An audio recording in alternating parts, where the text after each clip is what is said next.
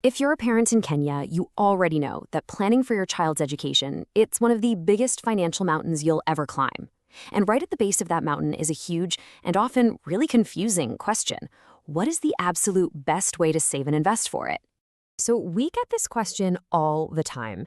MMF versus a trust fund. Which one should I pick? And it seems like a simple choice, right? A or B.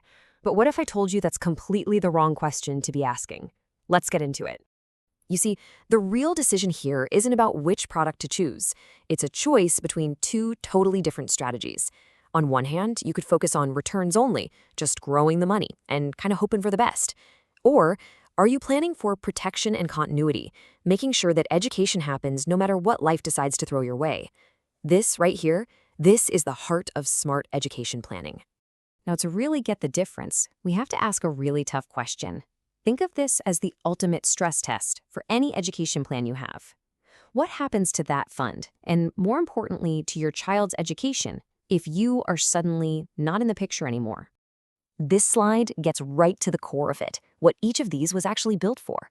An MMF, it's a fantastic tool. It's designed for general savings, for growth, and for easy access to your cash. But a trust, it's just a different animal. It's a legal structure that was specifically engineered for one single outcome: to guarantee your child's education continues, period. You see, planning for school fees isn't just about the returns, it's about certainty. Let that one sink in for a second. This simple, pretty stark fact is exactly where so many well-meaning plans completely fall apart. Schools need their fees paid on time, every single term. They don't put things on hold for legal paperwork. And here's the real-world impact of that. This is what it looks like. If your plan is sitting in an MMF under your name, the moment you pass away, that account is frozen. Your family then has to start the whole court succession process, which, as you can see, can take anywhere from 6 to 24 months. All that time, the money is locked up tight. Your child's education could literally grind to a halt. Now look at the trust.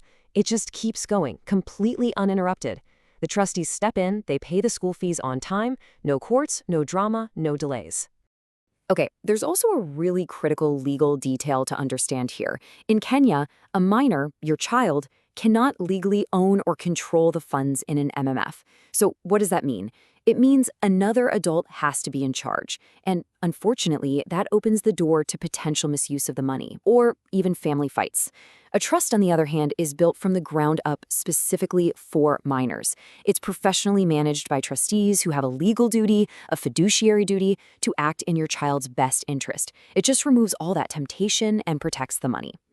And hey, let's just be honest about human nature for a second. The biggest strength of a money market fund, how easy it is to access your money, is also its single greatest weakness when it comes to long-term goals, right? A business needs a little cash, an emergency pops up, and that education fund is often the first piggy bank that gets raided. A trust, though, it acts like a vault. The funds are legally locked to their purpose. It protects your child's future from the very real pressures of today. And this right here is probably the most important takeaway from this whole first half. Saving money is the first step, of course it is, but it is not enough. You have to build a protective structure around those savings to shield them from every possible eventuality. So, if the answer isn't MMF versus trust, then what is the right model? Well, this next section is where it all clicks into place. This is the aha moment. Asking which one is better is kind of like asking if a car's engine is better than its body. It's a pointless question. You need both of them to actually get where you're going. And here it is. This is the single most important concept to grasp. Just think of the trust as the strong, protective container, like an armored vehicle. And the MMF, well, that's the powerful engine you put inside the vehicle, driving all the growth. You see, they don't compete with each other. They complete each other. Now, just to be super clear, using a trust doesn't mean you have to give up on getting good returns. Not at all. Look at this. A trust is just a legal shell, a container. It can own all sorts of high-growth assets. It can hold MMFs, bonds, property, you name it. So you get the total protection of the container, and you get the growth from the engine inside it. Okay, so what does this actually look like in practice? Let's put this all together into a simple, actionable plan. This is the Smart Parent strategy. It's a really simple two-step process. First, you build the container. You create the trust. This is where you set the rules, establish the protection, and guarantee the continuity. Then, and only then, you start pouring the fuel in. You fund that trust with your growth investments like money market funds. It's always structure first, then growth second.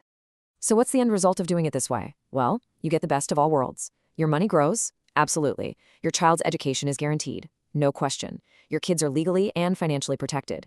And your family gets to completely avoid all the stress and delays of any court drama. It's a complete 360-degree solution. So if there's one line to take away from all of this, it's this one. MMFs are excellent tools for building money, but trusts are the essential structure for protecting the purpose of that money. You really do need both. And in the end, it really all comes down to what you're trying to build. Your income, that builds your day-to-day lifestyle.